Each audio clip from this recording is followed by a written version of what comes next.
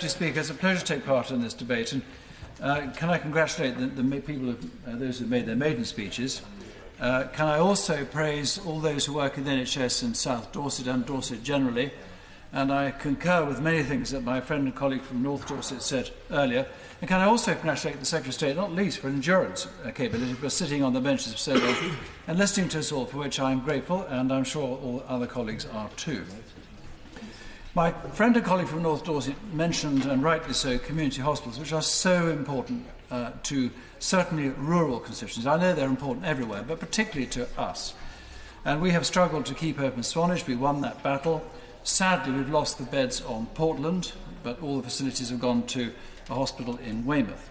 The Portlanders, who are fiercely independent, and rightly so, jealously guard all that they have, and they are very sad that the beds have had to move, and that was entirely due to the lack of trained staff. So there is one case there highlighting the urgent need for more trained nurses.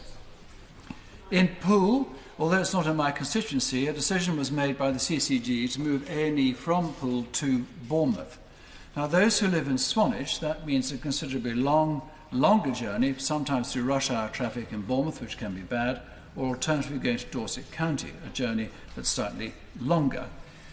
Can I just urge the Minister that what we need down in Dorset is money to keep the ambulances in their local towns and villages. So, for example, Swanage has an ambulance station. It was under threat, as I understand it. It's now not. And that ambulance must remain in Swanage, available to Swanage people, so that it's not called from, say, Wareham. That's a, 20-minute journey down, 20-minute journey back. That's now over an hour to A&E. That simply isn't on. And I'm working with the CCG to try and ensure that that is the case.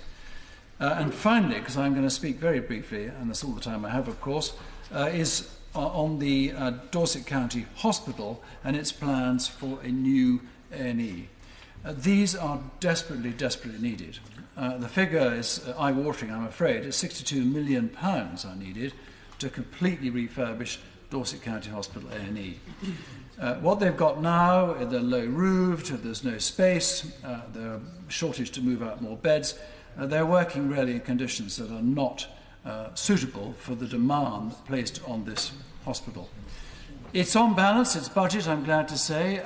They reckon they're going to draw even this year, but it's forecasting a loss of about 3 to 5 million in the year next.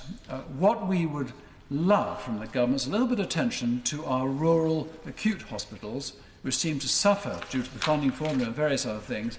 That just a little bit more money, and let's face it, 3, 4, 5 million pounds, when you're talking a budget of billions, it's not actually that much, but it would mean so much to certainly our constituents in Dorset and to a vital, vital hospital which everybody loves. Very briefly, because he strikes, I thank him for giving way. He makes a very important point about rural provision. And just the difficulty for so many communities to access these services, and particularly when they're dependent on public transport. My father and my mother used to live in South Dorset near Swanage, and the access, it took 2 hours to get to Bournemouth. Yes. Regrettably, we have had 1 or 2 cases where that has been repeated, and of course the ambulance service has a huge investment of 70 new vehicles in it. 140, I think, new staff are being trained right now as paramedics, all of which is very good news. But the rurality issue, which I think is so often forgotten or not taken into account when it comes to funding, is all too often forgotten by governments of all colours.